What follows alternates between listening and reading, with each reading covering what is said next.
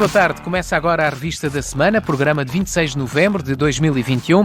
A Revista da Semana é um programa semanal na Diana FM que vai para o ar todas as sextas-feiras às 18 horas, com repetição ao fim de semana, e o painel de comentadores é constituído por José Faustino e Silvério Cunha. Boa tarde, bem-vindos.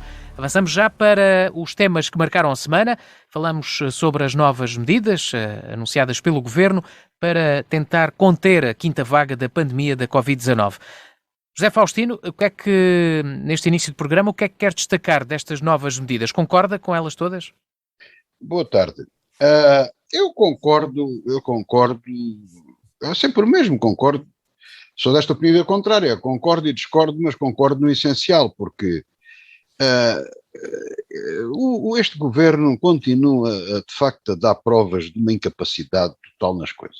Como iremos falar ao longo do programa, temos aqui afirmações da ministra, temos aqui várias coisas. Quer dizer, é um governo que decreta o dia da liberdade, que todos nos libertámos, quando sabíamos que isso não era assim, nada disso era verdade, e sempre tem dado maus sinais à população. Desmantelamento do centro de vacinação, dispensou-se o senhor vice-almirante, é certo que deixaram lá um coronel, uma pessoa sabedora, ainda por cima médico veterinário e tudo mais, portanto com aptidões perfeitamente capazes, tudo isso.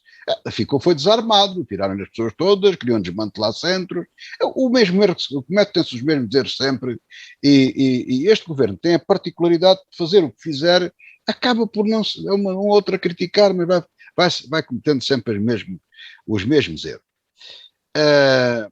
Há coisas que penso eu que vão, ontem mesmo tive o cuidado de me informar, devo dizer que não fui à farmácia a esse propósito, mas tive o cuidado de falar com o farmacêutico responsável pela farmácia, pessoa, minha amiga, e fiz-lhe várias perguntas, tivemos a ver os próprios testes, eu fiz um teste na minha vida, num laboratório, com todos os requisitos, com todas as coisas para um exame que fui fazer, e estive a ver na farmácia como é que aquilo era. Primeiro, na farmácia onde eu fui, onde costumo ir, os testes mais baratos estão esgotados.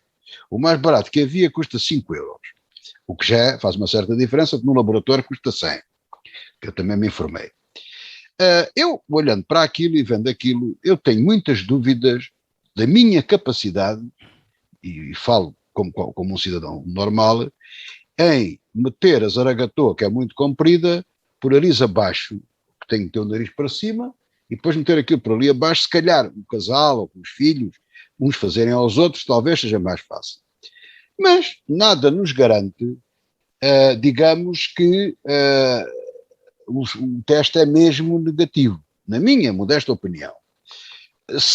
Atenção, se ele acusar positivo, é pouco provável, já se percebeu, é pouco provável haver fatos positivos. Porque se acusa positivo é porque há lá qualquer coisa que faz o sinal, não é? E, portanto, tudo isto é muito discutível.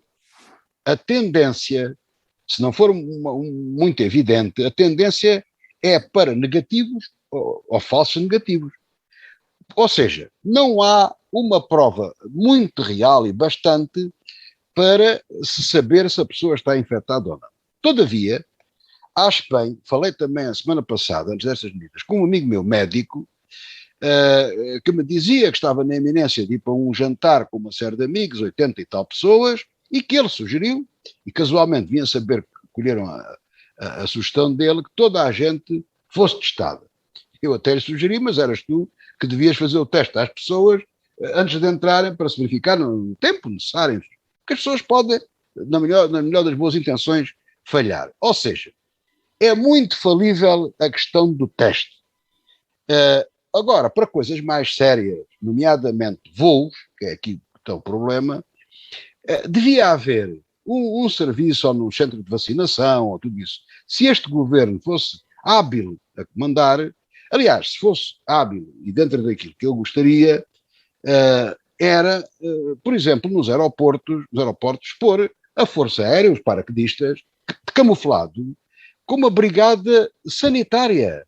À parte do que fazem as companhias, do que faz isto ou do que faz aquilo, ninguém entrava nem saía sem passar para a brigada sanitária. garantida pela Força Aérea, pelos militares. Porque isto é uma guerra, desde o princípio que é uma guerra diferente, felizmente, apesar de tudo, para nós.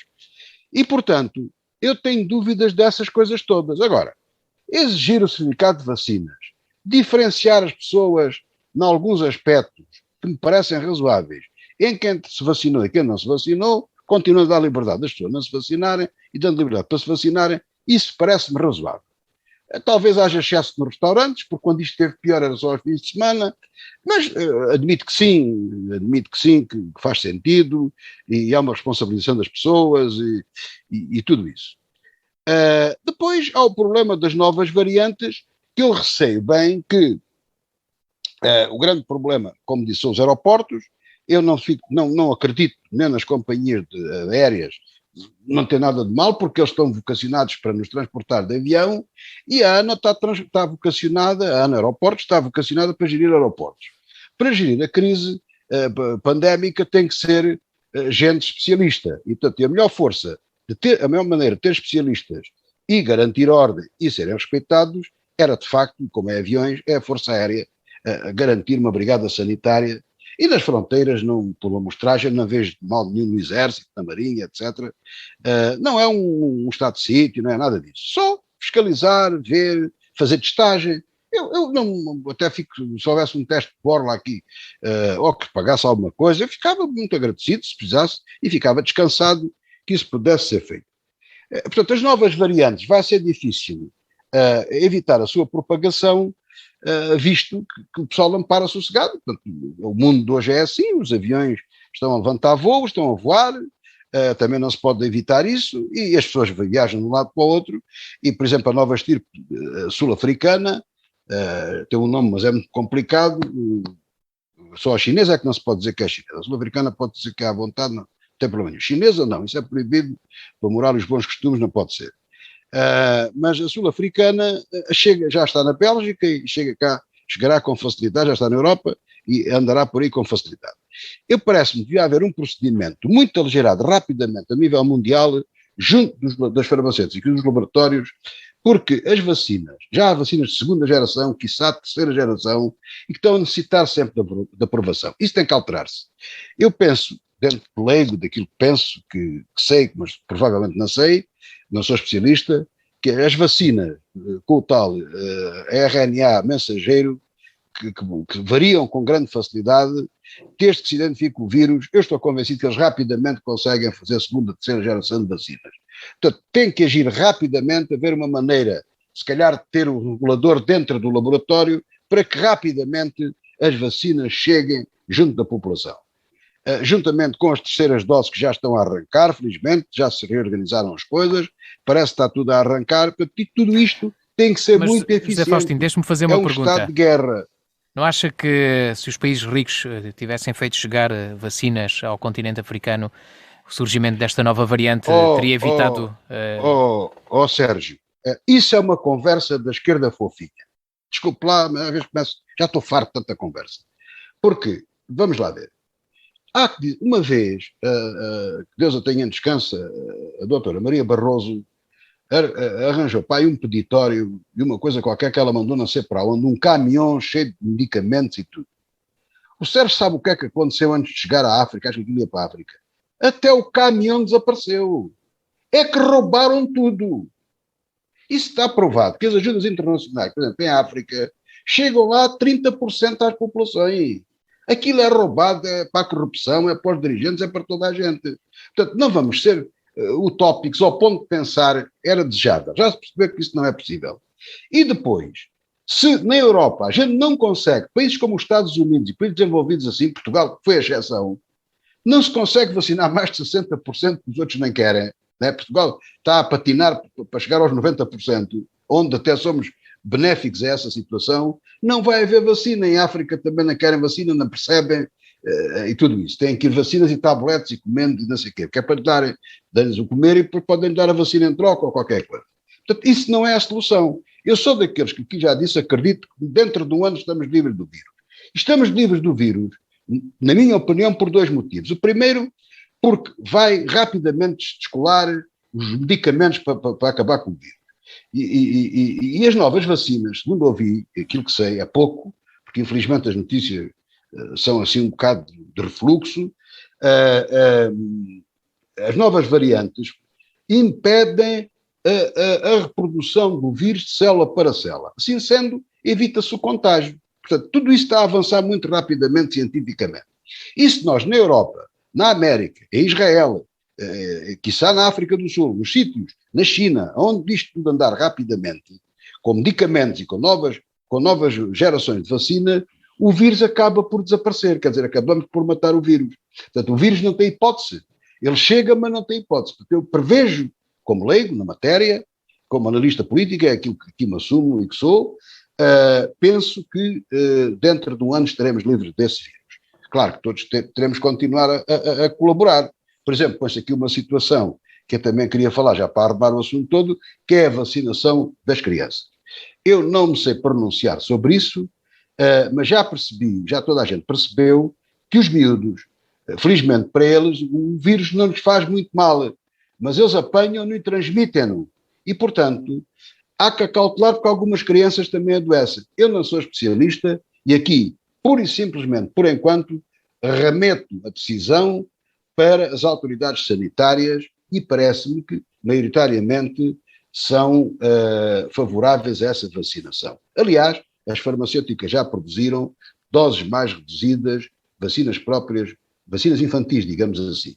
Portanto, há alguma renitência da parte dos colégios de médicos pediatras.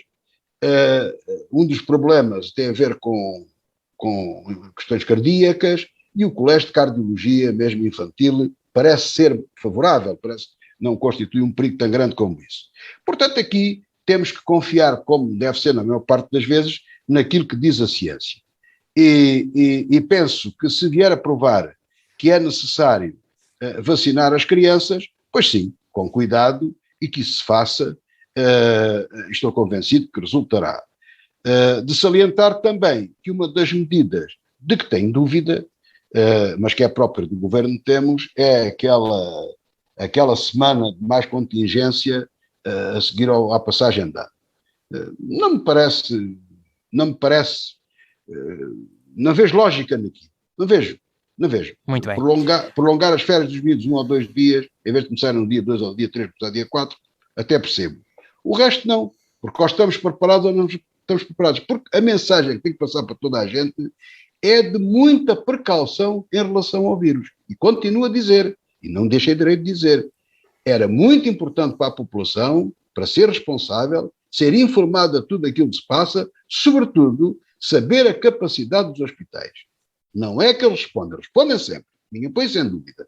Mas essa, por exemplo, o Hospital de Porto Alegre, já ouvi a notícia que está em ruptura, já não tem camas. Ora, a gente precisa de saber isso, não tem mal nenhum, só para sabermos, sabemos de andar mais descansados ou menos descansados. E depois a máscara, de facto, onde houver gente a menos de 2 metros, tem que meter a máscara, seja onde for. Silvério Cunha, boa tarde, a sua opinião. Ora, boa tarde. Bem, eu em geral acho que as medidas são, digamos, medidas cautelares. O problema que se põe aqui é um problema sempre relativo. Ou seja, por um lado não podemos confinar toda a gente outra vez, porque isso ia paralisar o país.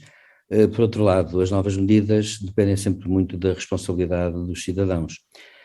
E, portanto, eu, para ser franco, digamos assim, acho que há aqui um problema que é este. Estar a proibir, digamos assim, claro, mandar o uso da máscara ser usado em grandes aglomerações e em espaços fechados, acho correto. Duvido que, no entanto, que seja eficaz as grandes aglomerações. Nós ouvemos um desafio de futebol e vê-se perfeitamente que a grande maioria não está com máscara, porque digamos, o desporto não deixa, a emoção não deixa que se use a máscara, não é? Não se vai gritar, não se vai dizer mal do treinador nem do árbitro com máscara, porque não resulta, e portanto eu penso com toda a franqueza que há medidas que foram, digamos assim, estabelecidas que, a meu ver, eu duvido da eficácia delas. Acho que fazem bem em pô-las, mas duvido da eficácia. Já a questão do uso de máscaras em espaços fechados, acho correto.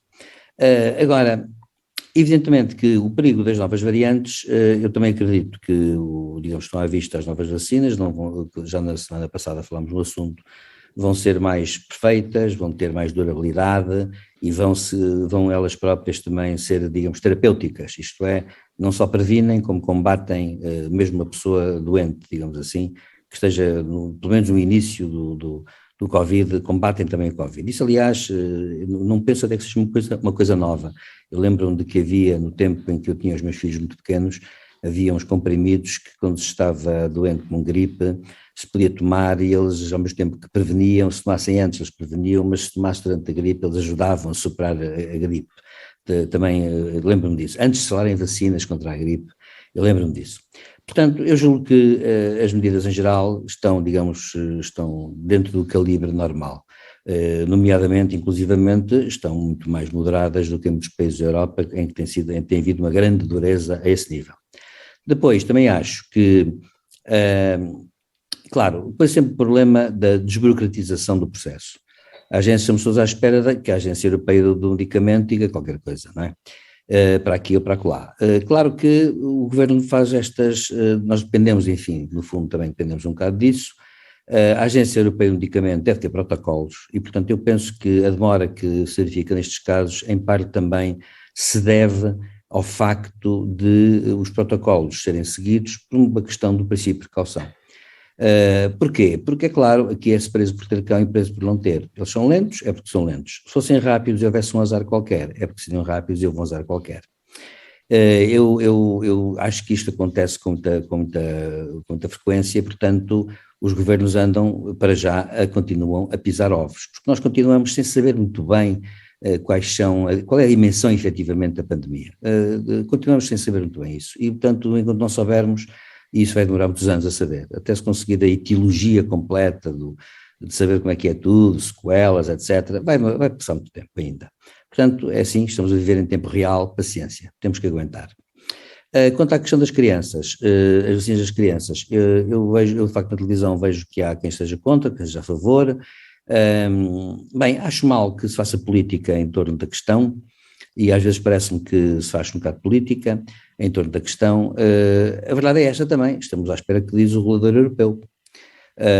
Tem-se dito que não faz mal, e portanto a ideia é, pronto, é dar essa vacina. Se a Agência Europeia do Medicamento achar que sim, eu acho que sim, que devemos fazer isso. Às vezes receio, talvez, é que os pais tenham alguma, desta vez, apresentem alguma resistência à ideia da vacinação de crianças muito pequenas. Acho que isso pode acontecer. Uma coisa, quanto digamos, à vacina, ao processo de vacinação, está a correr bem, eu acho que está a correr bem.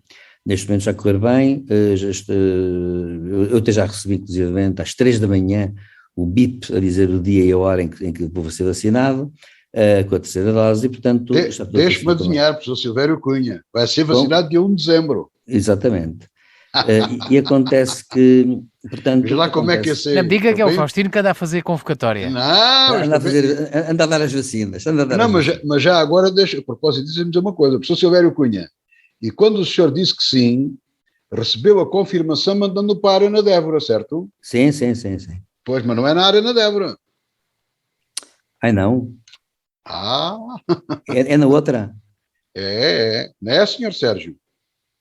Está bem. É bom, vamos ajudar. Mandaram-me duas. Vamos ajudar que o professor Silvério Cunha iria para mas é que mandaram-me duas. A primeira então estava correta, a segunda é que estava incorreta. Mandaram-me duas então. É que me mandaram para que não é da Arena e a outra mandaram para a Arena. Não sei porquê. Bem, não interessa. Agora, interessa, porque há muita gente claro, que vai enganada, não é? O que estou a dizer com isto é que, enfim, nós sabemos que, portanto, as coisas estão a avançar e, portanto, estou convencido que nós vamos ter até o dia 25 de dezembro, digamos, o alvo da vacina vão ser cumpridos. Teremos sempre pessoas que não querem ser vacinadas, teremos sempre pessoas que fogem a ser pelas mais variadas razões. Já contei aqui a semana passada que houve uma senhora, quando levou o filho, confessou ali às pessoas que não tinha sido vacinada, tinha medo de levar injeções e aproveitou então para ser vacinada. Portanto, há coisas destas. Bem, portanto, eu não penso que isso seja um problema, digamos assim, digamos, a sério. Agora, a questão que se põe quanto ao mundo todo, é evidente que vi um cientista dizer, um virologista dizer na televisão, e já vi noutros sítios também, o vírus tem centenas de mutações por dia. E a esmagadora maioria, 90 e tal por cento, morre, e portanto não tem problema nenhum. Depois as votações são aleatórias e portanto a maioria morre. É evidente que isso também na semana passada foi dito e eu volto a dizer, isto tem que ser uma coisa concertada de forma a que todo no globo haja uma vacinação regular, mais ou menos regular. A Europa está atrasada nisso, os Estados Unidos são atrasados nisso, diga-se de passagem, também estão atrasados, na Europa também está tudo muito atrasado, há países que estão com 20 e tal por cento da população vacinada, que não é nada, e em África pensa-se que é 2%. Portanto, também não é nada. Em suma, o problema aí que se põe é o problema que tem a ver com a soberania dos Estados e é o problema que se aplica, aliás, a outras coisas, todas as ajudas alimentares, ajudas em dinheiro, ajudas em medicamentos. Em África é frequente desaparecerem pelo chão abaixo por milagre de não sei quem. E esse é um problema que se põe, evidentemente. E é um problema que se põe e aí eu não vejo alternativa se não for a ONU ou a OMS, que é uma agência especializada da ONU, a assumir a responsabilidade da distribuição das vacinas e que tem que ter umas brigadas que, país a país, elas têm que ter, digamos assim, têm que se arranjar brigadas país a país que façam a vacinação sob a supervisão da Organização Mundial de Saúde. Não vejo alternativa e não vejo mal nenhum nisso. Eu até acho pelo contrário que os países, se os dirigentes forem honestos, os países, nesse caso, aceitarão bem isso, porque livra-os de um peso muito grande burocrático, livra-os de despesas e obtém-se melhores resultados. Portanto, eu não vejo que isso não possa deixar de ser assim. O problema que se põe, é claro, é que isso exigiria também uma maior solidariedade, que se pagasse, não é? Pelo menos em parte, e pelo menos isso, claro, tem as suas dificuldades. Mas a verdade é esta, enquanto nós não tivermos isso, não dá. Também aproveito para acabar dizendo que estas questões têm muito a ver também com um aspecto que eu acho que se vai agravar com o tempo. O vírus veio para ficar, e portanto nós agora vamos ter que arranjar uma daquelas vacinas que dê para 5 anos, ou 6 anos, ou 7 anos, ou 8 anos, ou diabo a 7, e acontece que nessa altura a pessoa é vacinada e está uns tempos descansada. Mas o vírus veio para ficar, e veio para ficar por uma razão, porque nós não entendemos ainda uma coisa. A natureza já não circunda o homem, é o homem que circunda a natureza. E, portanto, quando circunda a natureza e começa a circundá-la cada vez mais e a cercá-la cada vez mais, vai entrando em contacto com as doenças que a natureza tem e que antes não eram apanhadas porque só sofriam delas os animais e os homens raramente sofriam. É bom lembrar que a SIDA é uma doença de macacos, é bom lembrar que por exemplo, quando foi da coisa das vacas loucas, o prião havia o prião animal e ultrapassou a barreira da espécie, porque as vacas eram alimentadas, que são herbívoros, eram alimentadas com carne de animais, como se fossem carnívoros. Nós apanhamos de facto o vírus, seja como for, o vírus já era conhecido anteriormente em animais, este vírus, o coronavírus, era conhecido em animais, e portanto, e até era conhecido há muito tempo. Os ingleses, por exemplo, têm provas disso, que na própria Reino Unido já tinham descoberto o vírus em animais 2 anos antes ou 3 anos antes da pandemia. O que se passa é que nós estamos a estreitar cada vez mais isso. A SIDA era uma doença de macacos, que um dia um deles mordeu um homem e o vírus dessa vez transmutou-se e passou para a espécie humana, ultrapassou a barreira da espécie. Pronto. E portanto o que se passa a esse nível é natural. E portanto eu julgo que acho com toda a franqueza que com a subida das temperaturas, aliás, qualquer dia voltaremos a ter aqui a malária, mas acontece que se não nos acautelamos, mas acontece, como já tivemos aliás em Alcácer, mas o paludismo, mas acontece que, seja como for, eu penso que os vírus vieram para ficar e portanto vão só acentuar riscos a esse nível.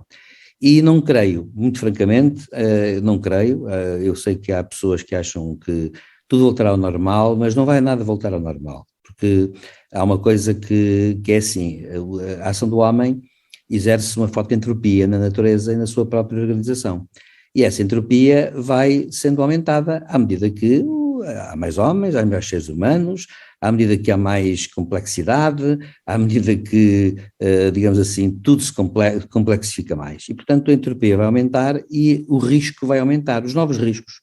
E, portanto, nós vivemos hoje uma sociedade mundial do risco, e essa sociedade mundial do risco vai, por um lado, domesticando algumas doenças, por outro lado, vai inventando novas, e, portanto, vamos entrar nisto com naturalidade, e o vírus é apenas uma parte de uma questão mais ampla, mais complexa, que tem a ver muito com, digamos, o antropoceno, se assim se pode dizer. Portanto, é uma questão, enfim, polémica, há quem diga que ainda não abandonámos o Holoceno, há quem diga que já estamos no antropoceno, não sei, não vou discutir isso agora porque não me parece útil, mas de qualquer maneira, seja como for, eu penso que não vai haver a normalidade que antes havia, porque de facto o vírus não vai ser erradicado, o vírus vai ser domesticado calmamente e sendo domesticado calmamente vai andando e depois há de aparecer outros vírus, na minha opinião, é o que eu penso. E nós temos que conviver com isso porque faz parte da tal complexidade. Portanto, até agora nada a dizer de novo. Claro que o José Faustino apontou um aspecto por fim importante, que é haver menos burocracia. Claro que os governos aí têm que ter muito cuidado, por uma razão muito simples, porque o regulador europeu também tem as suas normas e a entidade reguladora europeia do medicamento tem protocolos, e os cientistas disso são muito rigorosos. Os protocolos demoram X tempo, demoram X dias, têm X fases, e saltar as fases e tudo isso, é claro que é complicado, e portanto não pode deixar de ser assim, e portanto, porque senão corremos o risco não, de... poder pode. Não, mas corre sempre o risco de depois... Tem que se arranjar outros procedimentos. Sim, mas acontece que corre O paradigma é outro. Pois, mas acontece que os procedimentos são estabelecidos porque, no fundo, foram considerados aqueles que resultavam. Portanto, acontece que qualquer falha a esse nível seria sempre imputável a quem não seguiu os protocolos habituais. Portanto, é um bocado assim. Mas isso faz parte do programa, como eu costumo dizer, faz parte sempre das coisas, não é? Os protocolos vão mudando também com a experiência. E, portanto, eu julgo que até aqui nada de novo e acho que as únicas variantes, agora as únicas medidas que o governo tomou, são medidas de cautela e caldos de galinha, nunca fizeram mal a ninguém, mas eu sou franco, e termino dizendo assim, eu sou franco e sou pessimista num ponto. Eu acho que na nossa sociedade há uma tendência para facilitar. Há uma tendência para facilitar. Portanto, o que eu vejo muito é que as pessoas nunca estão dispostas a pura e simplesmente abandonar as coisas, a ter cuidados especiais. E, portanto, agora instalou-se a ideia de que estávamos todos com os 86%, 85% e que ia tudo ser uma maravilha. A verdade é que ontem já ultrapassámos bastante os 3.000 e vamos continuar a subir e, por conseguinte, o que vai diminuir é o número de mortos. Mas acontece que o número de pessoas contaminadas está a acontecer, inclusive aqui em Évora, e, portanto, acontece que, de facto, nós temos que ter esses cuidados que eu acho que a maior parte das pessoas não tem. Pronto. Muito bem, vamos lá então avançar para o próximo tema. Esta semana foi polémica, uma afirmação da Ministra da Saúde sobre a falta de resiliência dos profissionais de saúde. Marta Temido diz que foi mal interpretada e já pediu desculpa. José Faustino, aceita as desculpas da Ministra? Acha que ela esteve mal nesta declaração ou de facto foi mal interpretada? Eu não tenho... Não, ouvi o que é que ela disse, a interpretação está correta. O problema está no seguinte, eu não tenho de desculpar a ministra nem deixar de desculpar, quer dizer, acho que ela não é a pessoa competente para o lugar que ocupa, mas isso, já aqui disse isso. Mas eu, antes disso, queria aqui dar uma pequena nota de discordância com o professor Silvério Cunha, não é para discordar que eu estou a dar esta nota, é porque eu sou mais otimista que o professor Silvério Cunha, eu estou convencido que ele tem de razão, que o vírus andará por aí, mas dentro do ano ele não chateia nada, ele vai deixar de chatear a gente. Chateará menos que o da gripe, não é? Por exemplo, o ébola não acabou, mas não chateia às vezes, mas pronto. Eu estou convencido que dentro do ano o coronavírus já não moe as pessoas aqui, pelo menos aqui na Europa e por aqui, a vida dele está muito complicada desse vírus. Pode aparecer outros, estou de acordo, mas estou convencido e estou confiante que dentro de um ano e pouco, ou seja, daqui a um ano, já estamos mais folgados para gozar ou totalmente para gozar o Natal, portanto, já não temos problemas desses. Voltamos ao normal. É essa mensagem de otimismo que eu quero deixar, por isso só é que eu voltei a falar nisso. Mas respeito perfeitamente a opinião do professor Silvério Cunha e com o devido respeito, desde que ele esteja certo e que ele esteja errado. E eu sei que ele deseja o mesmo, portanto é evidente, não é? Mas há uma coisa que eu sublinho e que ele disse, e que a gente aqui diz muito, cautelas e caos de galinha não fizeram mal a ninguém, e o outro que o professor aqui trouxe também, a Prudência, como é que é? A morte morreu de velha, e ao funeral foi a Dona Prudência. Portanto, isso são coisas para mim fundamentais. O seguro morreu de velho. O seguro morreu de velho, e ao funeral foi a Dona Prudência, né? Assim é que é. Exatamente. Pois. Em relação vamos lá, a ministra, esta senhora ministra, ouvi dizer, não sei onde, penso que foi aqui na rádio, que há gente dentro do Partido Socialista que quer transformar o Partido Socialista num bloco de esquerda. uma coisa semelhante ao Bloco de Esquerda. E esta ministra é uma delas, portanto, esta senhora é completamente de esquerda, tem o direito de ser aquilo que é, não, nada contra. Portanto, esta ministra tem demonstrado, foi a lei da saúde, portanto, ela é frontalmente contra a medicina privada, contra os privados, contra o capitalismo, aquela lenga-lenga do costume que a gente já sabe. E como tal, portanto, ela acredita que isto se resolve tudo com o Serviço Nacional de Saúde, mas está enganada, porque dentro da ideologia que ela defende, as medidas que ela toma contra a iniciativa privada e contra a ligação estreita de colaboração e cooperação entre o público e o privado, porque ambos são bons e ambos têm defeitos, mas ela não quer uma ligação, quer essa ruptura. E então queria aqui, faltava-nos isto, dizer que os médicos e os enfermeiros e essa gente da saúde, penso que era com os médicos que ela falava, que não são resilientes. É claro, isto não é uma coisa de pouca importância, se não fosse, é uma coisa, não teria muita importância se não fosse dito para a ministra.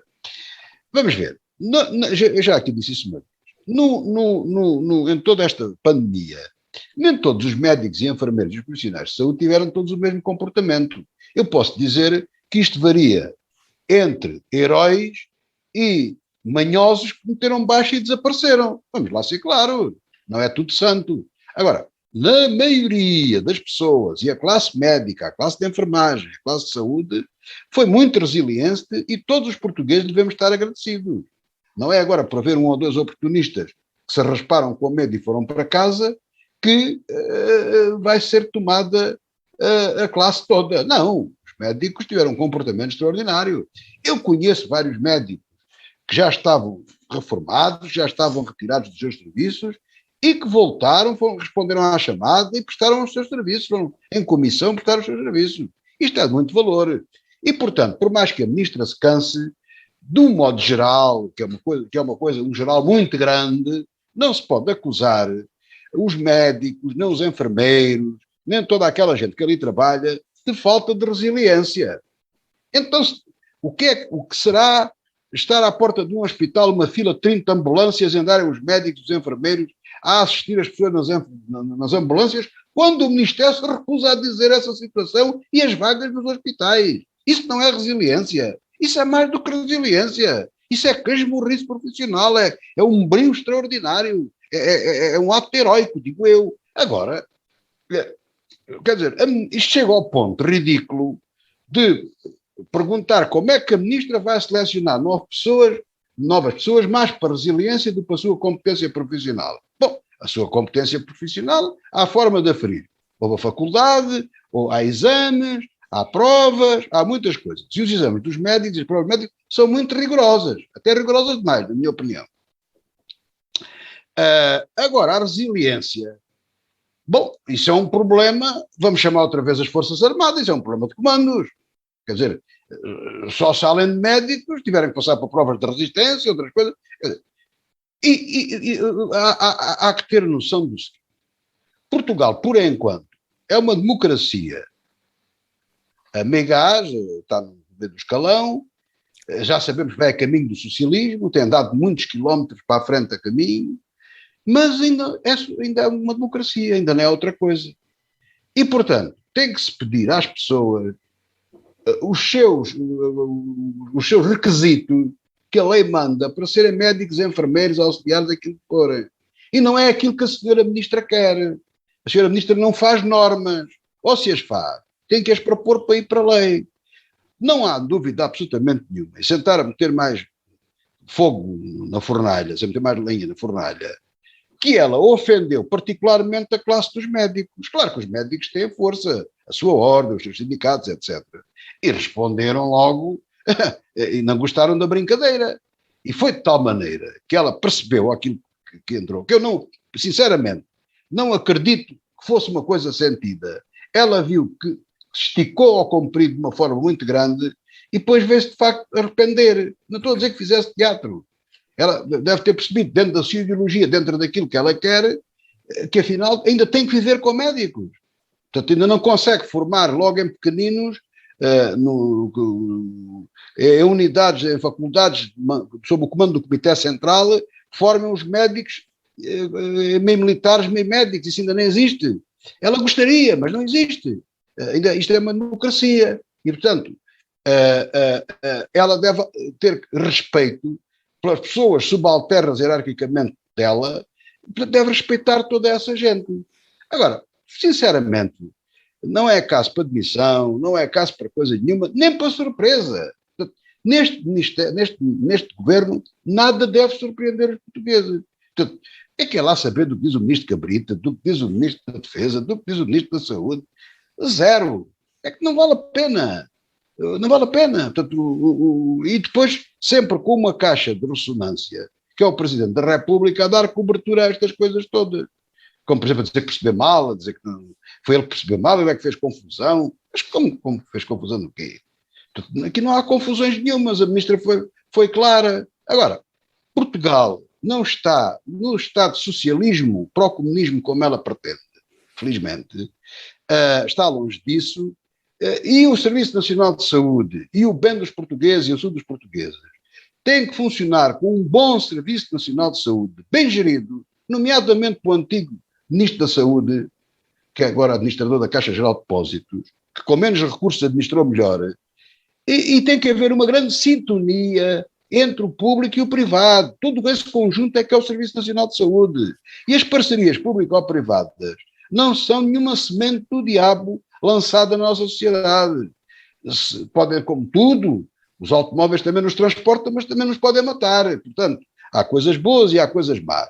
E já se sabe que os melhores sucessos de gestão de hospitais esteve nas parcerias público-privadas. Isso está estudado, está feito. Não, sem prejuízo de bons hospitais, de excelentes administrações que os hospitais têm, que eu arriscaria a dizer, a maior parte deles, públicos e privados. Isso temos que valorizar. Agora, não é tirar para o lixo daquilo que ideologicamente não nos interessa. E isso, ainda que se faça, porque ideologias são palavras, leva-as o vento, mas tem que se respeitar as pessoas, tem que se respeitar as classes profissionais e tem que respeitar as pessoas. Para mais numa situação destas e depois daquilo por que passámos. Que diabo, quer dizer, é o mínimo que se exige. Agora, deste governo, sinceramente, eu não me surpreendo. E os portugueses já estão um bocado habituados a ser um bocado indiferente. Eu acho que ninguém fez caso daquilo que ela disse e penso eu que nem fazem caso daquilo que ela diz. Tirando os jornalistas e as pessoas mais atentas a isto, ninguém liga. Nós estamos aqui a falar, corremos o risco de perder metade dos ouvintes, porque eu não quero saber do que eles dizem para nada. E isso, o único perigo que isto tem é que cada vez mais aumenta o contingente dos abstencionistas nas eleições. O problema é esse. Silvério Cunha, a sua opinião, acha... Bom, eu por acaso, a respeito do que disse a Ministra, concretamente, eu por acaso acho que as palavras da Ministra só tiveram importância por causa do clima pré-eleitoral que se está a viver. Digamos assim, eu acho que o que ela disse é a respeito, digamos assim, ela no fundo é uma voluntarista. E como todos os voluntaristas, claro que eu sinceramente tenho, já aqui quando em 2009 comecei a colaborar, criticar um voluntarista. Nós temos um voluntarista na nossa história recente, o José Sócrates, é um voluntarista. Por exemplo, Passos Coelho é outro voluntarista. Acontece que os voluntaristas têm um problema, é que são obstinados, normalmente têm sempre a mesma perspectiva e normalmente afirmam sempre tudo com uma energia desnecessária. E, portanto, da Ministra o que há a esperar é que ela tivesse, digamos assim, outro tipo de, digamos, de raciocínios, outro tipo de lógicas, digamos assim, mais integradoras do que lógicas de afirmação. Ela é uma pessoa assertiva, mas nós estamos num momento em que a política, a meu ver, não deve ser tão assertiva. A política deve ser integradora, que é uma coisa diferente. Ora bom, mas eu sinceramente vou dizer uma coisa que a mim, o que me causa escândalo no nosso país, nas questões da saúde, como noutras, é o seguinte. Bem, eu sou assumidamente adepto dos modelos... Mas, professor Silvério Cunha, deixe-me lá aqui fazer um bocadinho, aqui a minha vez de jornalista. O senhor é professor universitário e forma jovens, não na área da medicina. Sim. Mas diga-me lá, como é que o senhor, na área das relações internacionais, consegue formar pessoas resilientes? Claro. O problema que se põe com a resiliência, é por isso que eu digo que a palavra resiliência é uma palavra que... Ela disse que a resiliência será mais importante do que a formação técnica. Claro, é evidente. E isso é um erro, claro, é um erro. Porque é um erro porquê? Porque uma pessoa voluntarista acha que querer é poder. Mas acontece que querer não é poder. Por exemplo, saber é poder, mas querer não é poder. Eu não sou adepto desse adágio popular. Acontece, no entanto, o seguinte, quanto a questões de saúde, como outras grandes questões de políticas públicas, eu sou um assumido adepto dos modelos norte-europeus. Eles dão um grande resultado e, portanto, em vários domínios. Na Finlândia, na Suécia, na Noruega, na Dinamarca, dão um grande resultado. E, em todos os aspectos, todos, na Alemanha tem muitos outros aspectos também, e vai da saúde à educação, passando pelo ordenamento florestal, enfim, a mim espanta-me como é que nós, é mesmo uma questão cultural, porque nós de facto devíamos escolher um modelo. Bem sei que isto varia de país para país, é uma questão cultural também, mas isso funciona em nosso desfavor, por uma razão, porque esses países são mais evoluídos, estão melhores, e acontece que se nós dizemos que é uma questão cultural, estamos a dizer que nós estamos piores porque somos menos desenvolvidos. Ora, isso é passar também um atestado, digamos, negativo, digamos assim, às corporações profissionais, ao povo em geral, etc, etc, etc. E eu isso recuso. Portanto, eu acho que o que se passa é isto, nós somos tão bons como os outros. Portanto, somos capazes de fazer melhor. Portanto, acontece que deve haver a possibilidade de se seguirem os modelos melhores. Agora, os modelos melhores, que modelos são? Na saúde, eu sinceramente não sei como é que é, mas sei o seguinte, sei, por exemplo, que uma pessoa que tenha um problema grave de saúde nos hospitais nórdicos é atendido sem filas de espera, é atendido desta maneira, daquela, daquela outra, e, portanto, acontece que eles fazem logo os testes necessários e a pessoa não paga nada, ou paga muitíssimo pouco, e antes até não pagava nada. Sei também outra coisa, sei, por exemplo, agora até estou a lembrar de uma outra coisa relacionada com os médicos, por exemplo, não sei se sabem que na Finlândia apenas os 25% dos melhores alunos universitários é que são professores do secundário.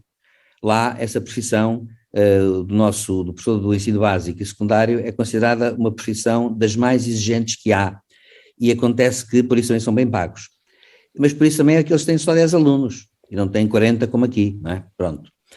Eu, aliás, habituei-me na minha escola primária, com o meu nome, Silvério, era sempre o 36 e cheguei a ser o 42. Bom, e portanto acontece que isso, portanto, sucede uma coisa, nós devemos aprender com esses países. O que acontece, porém, é que nesses países há uma coisa que no nosso país não há, e que eu não percebo, não entendo. Nosso país é assim, devia acontecer uma coisa muito simples.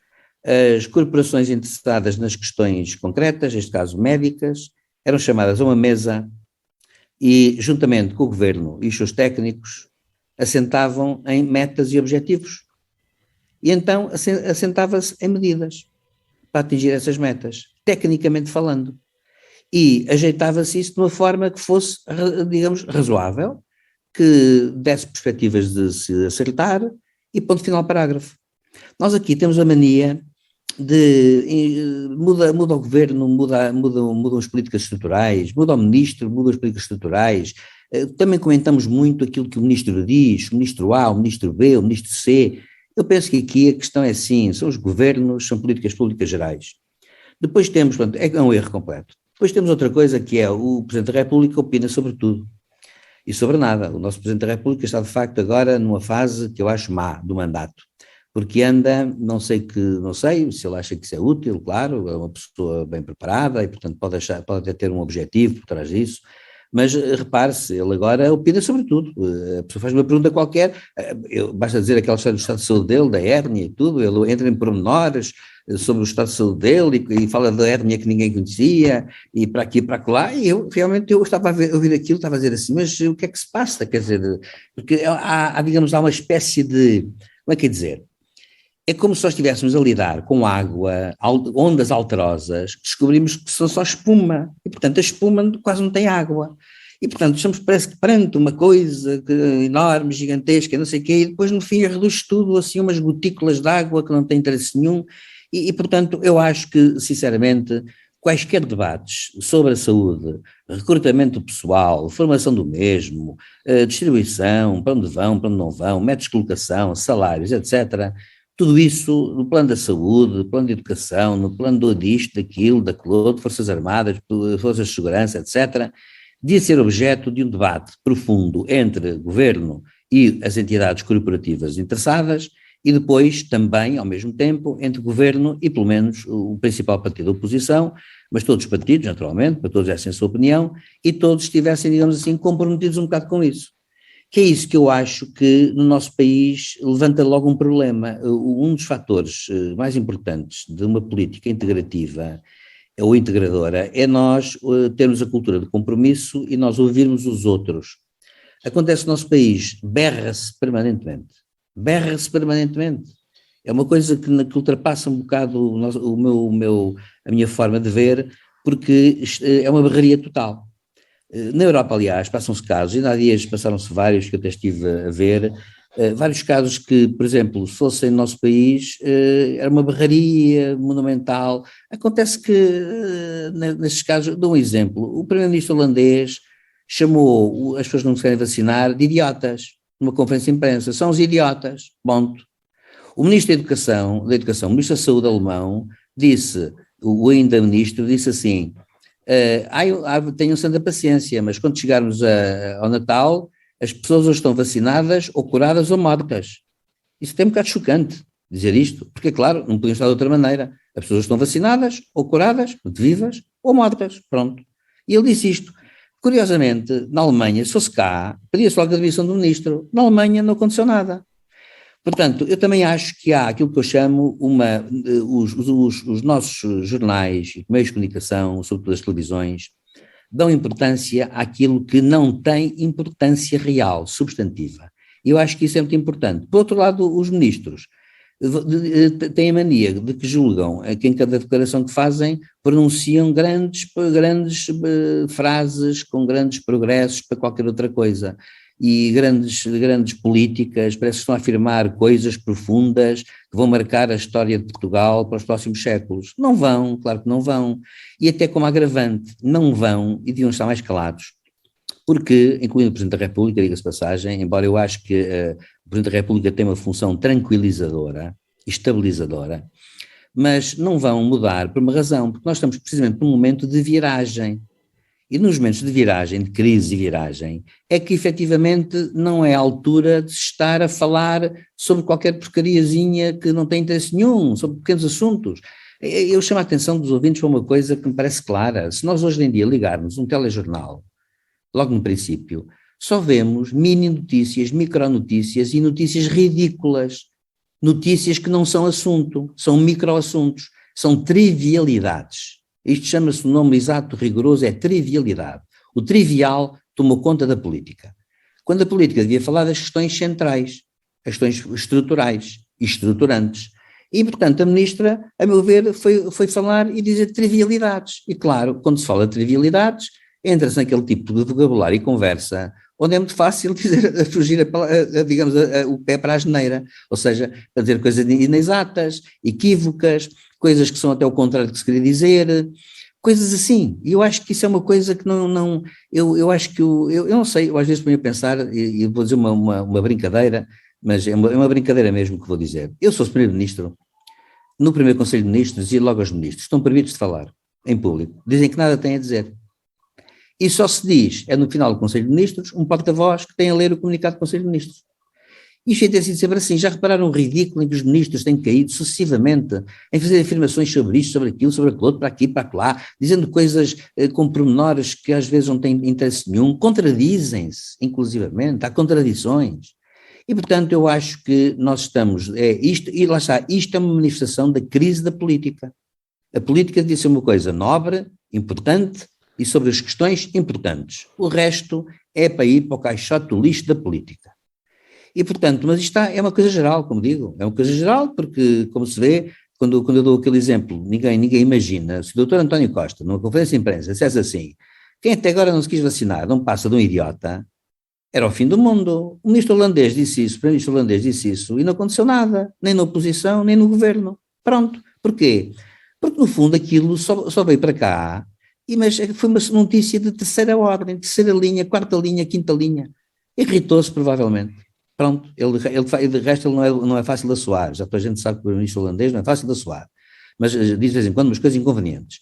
Mas acontece que disse isto, o que disse o ministro alemão até parece uma ameaça, E acontece que o governo austríaco, quando se pôs a dizer que todos iam ser confinados e quem não quisesse ser vacinado e tivesse trabalho, sofreria consequências do trabalho, também foi uma ameaça. Mas a verdade é esta, é que as pessoas, ao mesmo tempo, a verdade, claro, saíram 40 mil pessoas em Viena para a rua a manifestar-se contra. Mas acontece que isto mostra que a Europa está numa crise muito grande. Para onde vais, Europa? É o que nós devemos perguntar. Para onde vais, Europa? Porque estão numa crise muito grande, porque estão numa crise de micropolítica. E claro que as micropolíticas é politicazinha, é política politiqueira. E, portanto, eu acho que a ministra o que disse foi uma afirmação politiqueira que, como todas as afirmações desse tipo, são passíveis de muitas interpretações e são passíveis de ser agigantadas, como podem ser menorizadas, e sai tudo fora da proporção. E nós andamos com uma falta de proporção enorme. Nós não falamos daquilo que é mesmo importante no nosso país. E isso eu acho que é sinal de crise profunda do sistema político. Muito bem, vamos lá então avançar para o próximo tema. Falamos agora de João Rendeiro, que numa entrevista esta semana disse que não regressava a Portugal, a não ser que lhe fosse concedido um indulto ou que fosse considerado inocente, só assim regressava a Portugal. José Faustino, acha que esta foi, enfim, a parte mais importante da entrevista dada por João Rendeiro esta semana? Olha, este caso só prova que aquilo que o professor Silvério Cunha acabou de dizer tem inteira razão. Isto é tudo trivialidades, não é?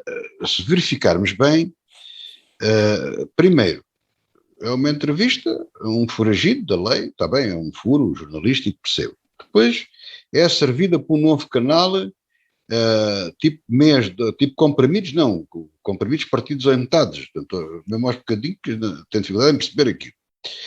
Depois o homem diz que, quer dizer, para mim é uma coisa inédita, espantosa, o indivíduo que foge à justiça, e não faço mais considerações, fugiu à justiça, entendeu? Fugiu à justiça, pronto.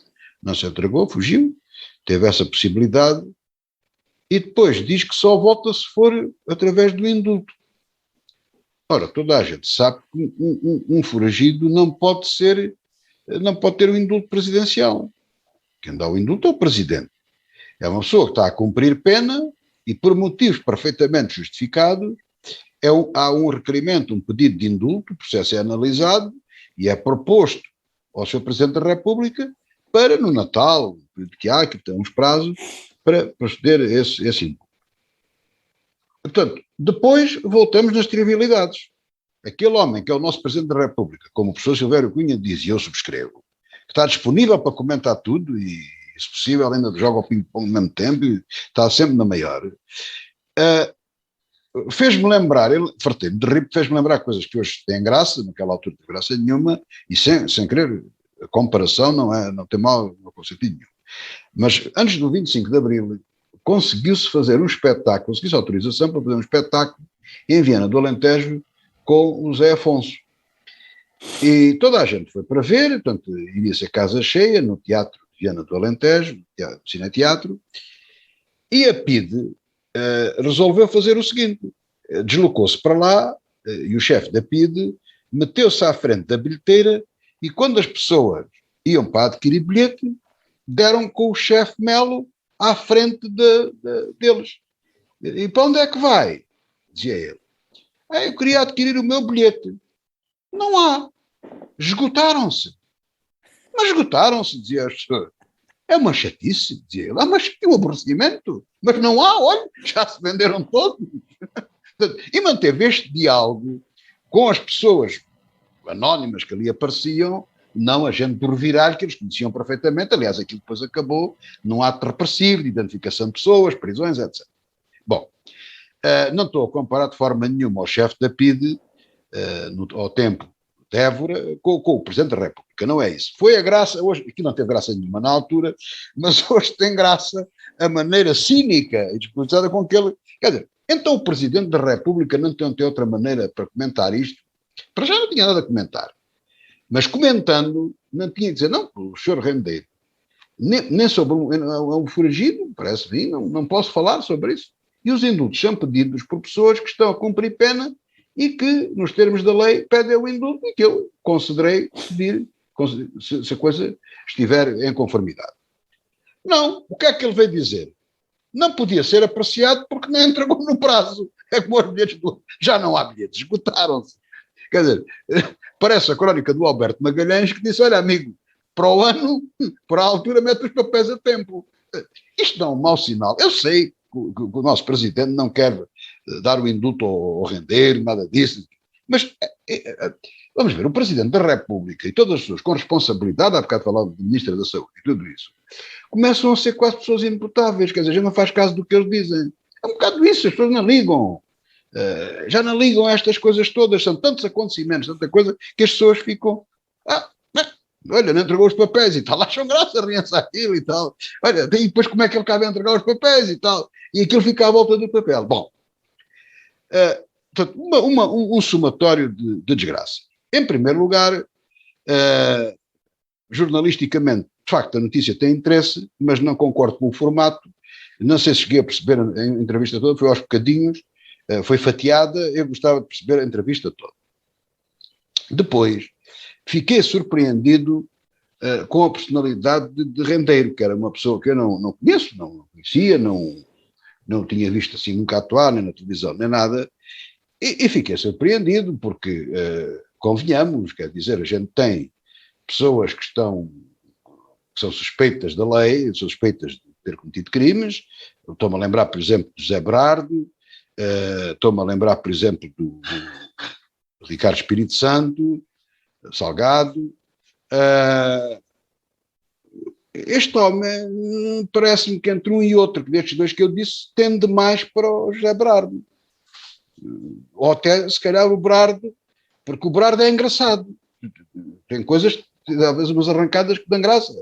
Este Rendeiro pareceu uma pessoa muito esquisita, muito...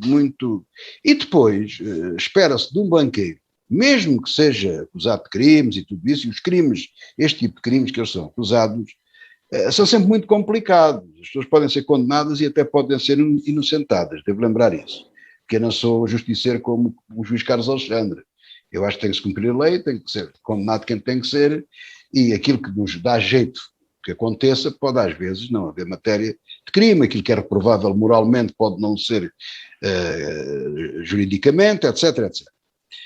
Mas quer dizer, um indivíduo que esteve à frente de um banco que ele fundou, dinheiro de tanta gente, uma falta de urbanismo, de urbanidade, de elegância. O advogado apresentou-lhe um plano para ele fugir, parece que estava pacatamente a ver, e o advogado apresentou-lhe um plano para ele fugir. Isto é de uma baixeza extraordinária. Quer dizer, mesmo que supostamente tivesse sido algum advogado, aquele ou outro qualquer que ele indicou, a dizer o que é que ele devia fazer se ele queria fugir, certamente não se lembrou do que o melhor que ele tem a fazer é fugir. Vou fazer um plano, tome lá o plano para fugir. Certamente, se algumas pistas lhe deu, foi porque ele perguntou no exercício da sua profissão. Quer dizer, é de uma deselegância extraordinária. Vejamos, o que ele disse, portanto, ele, não há ali eu ouvi, por exemplo, as televisões erradamente e vergonhosamente colam a imagem do doutor José Miguel Júdice, pessoa que eu não conheço, tive com ele apenas uma vez na vida e portanto não sou advogado dele, ele não precisa de ninguém para o defender. Mas ele explicou que foi advogado num caso que até ganhou e não tem nada a ver mais com o Sr. Rendeiro, pois é esse que aparece tematicamente nas televisões.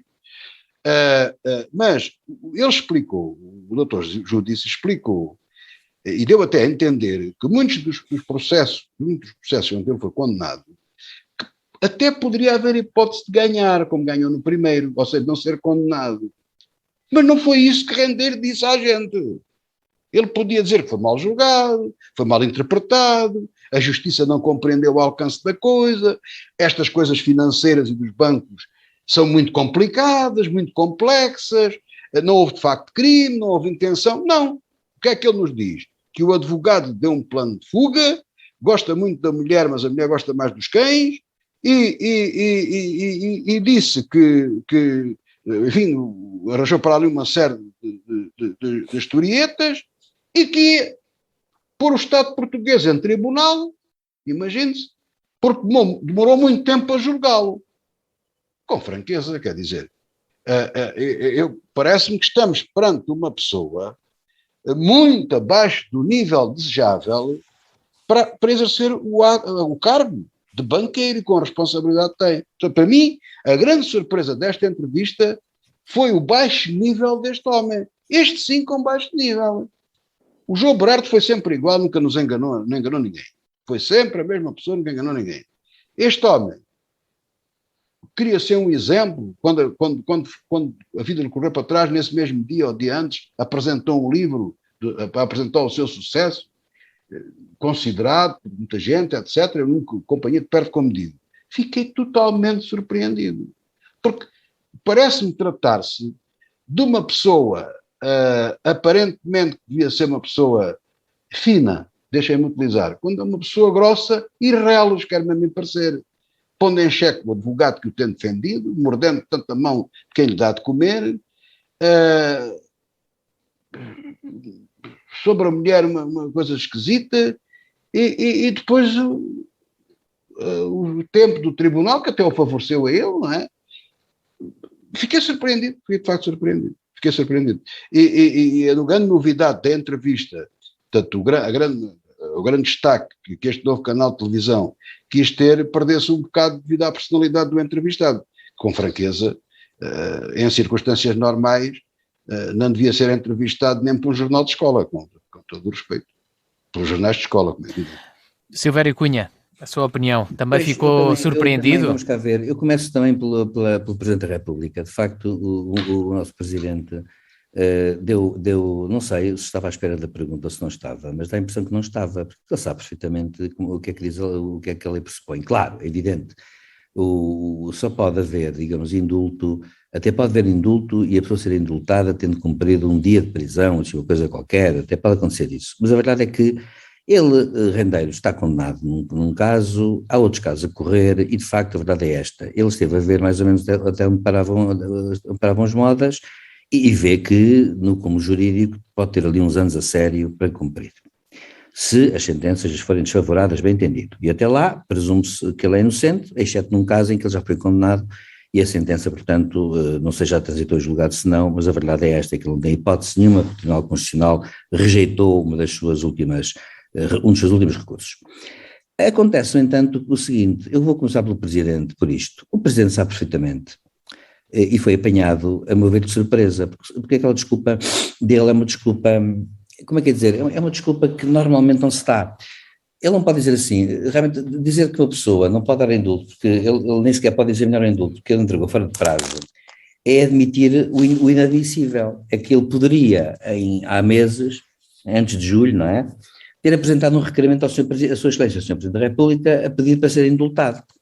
E seria preciso que, obviamente, então houvesse há todo um procedimento que está previsto, um procedimento legal e administrativo, e, portanto, não tem o menor sentido o Presidente da República vir dizer aquilo. Não tem. Eu acho que o Presidente Marcelo quis safar-se da pergunta rapidamente e ocorreu-lhe aquilo. Pronto, e foi, a meu ver, uma justificação infeliz. Pronto. Mas, naturalmente, a questão não se põe aí. É infeliz o Presidente da República ter dito isso, mas põe-se a questão na forma como Rendeiro se apresenta. Eu penso que há uma explicação para isto. Rendeiro é uma pessoa que exibe uma enorme arrogância. Ele acha que está um bocado acima, eu acho que ele se sente acima dos outros. Ele escreveu um livro, enquanto os julgamentos, os processos estavam a decorrer, e, segundo ele tinha demonstrado que não tinha nada a ver com o assunto.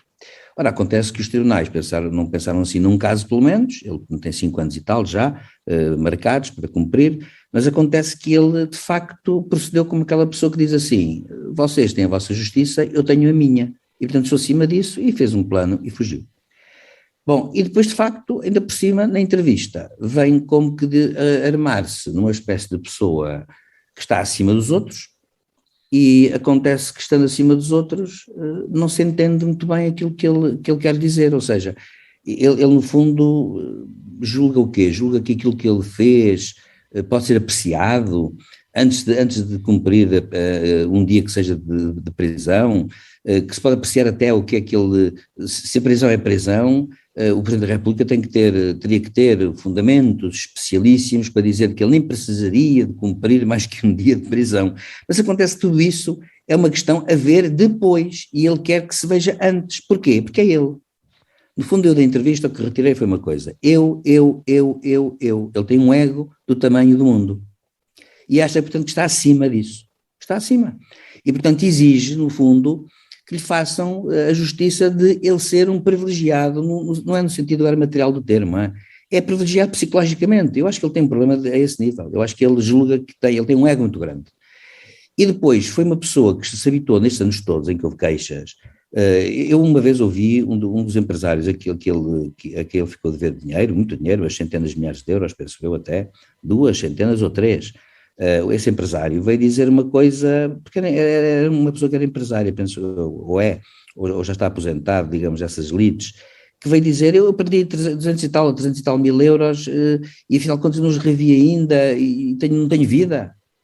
Quer dizer, é curioso porque ele nem sequer, o rendeiro, arma-se uma espécie de justiceiro, de pessoa que tem razão, quando na verdade há pessoas que se queixam de que ele lhes deve objetivamente dinheiro e por outro lado o tribunal dá-lhes razão e os recursos foram todos rejeitados. Portanto, não se percebe muito bem qual é a lógica psicológica que leva um homem a dizer isto. Isto não se percebe. E eu acho que se deve a um ego desmesurado. Ele tem um ego também desmesurado. Ele acha-se uma pessoa muito particular, muito especial, que merecia uma justiça diferente. E por isso mesmo é que ele inverteu tudo e dizendo: eu devia ser absolvido ou então indultado, ponto final. O que aliás é uma coisa um bocado esquisita, e vou dizer porquê. Porque ser indultado significa que ele foi condenado. Ao ser condenado, isso significa que ele foi reconhecido culpado. O indulto é um instituto jurídico que à partida tem um pressuposto, é que a pessoa foi considerada culpada pelo tribunal competente, foi condenada, portanto considerou-se que ele praticou um crime. E depois há razões para o indulto que estão para além dessa comissão do crime. Por exemplo, uma pessoa que está presa, suponhamos, e que de repente houve um incêndio na prisão e ele salvou a vida a guardas prisionais e a outros reclusos. Essa pessoa, naturalmente, vai ter no seu registro o registro de que se comportou de uma forma exemplar. Se ele pedir no ano seguinte ou 2 anos depois e continuar assim, pedir um indulto ou pedir um perdão parcial de pena, certamente o chefe de Estado dá.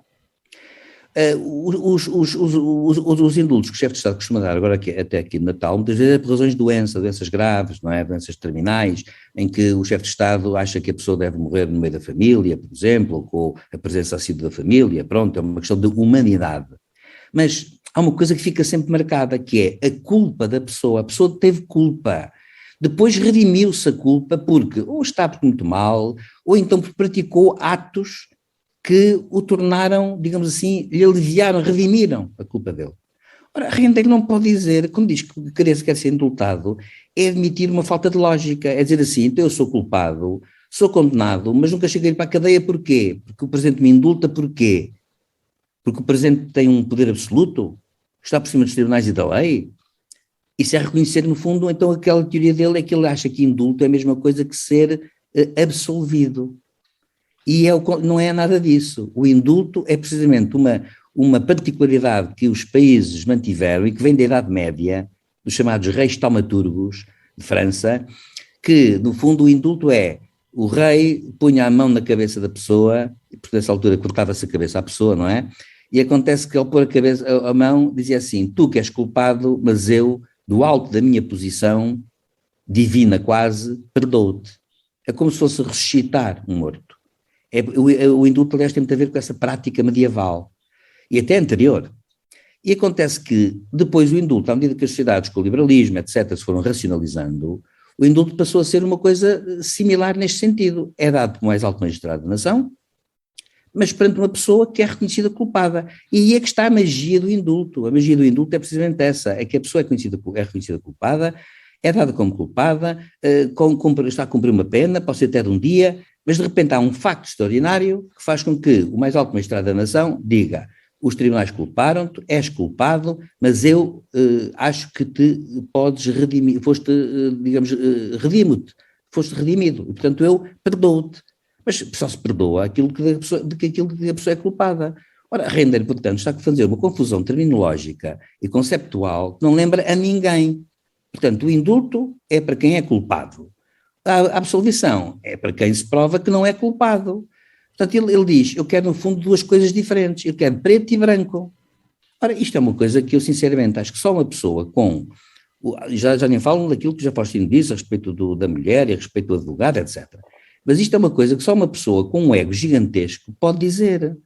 E é por isso que eu penso que é um disparate da parte dele, ou então é arrogância. Ou é ignorância ou é arrogância.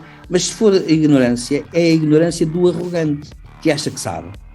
Pronto, está tudo dito. Muito bem. Chegamos ao final do programa desta semana. Quero agradecer a vossa participação, mais uma vez à distância, devido à pandemia de Covid-19.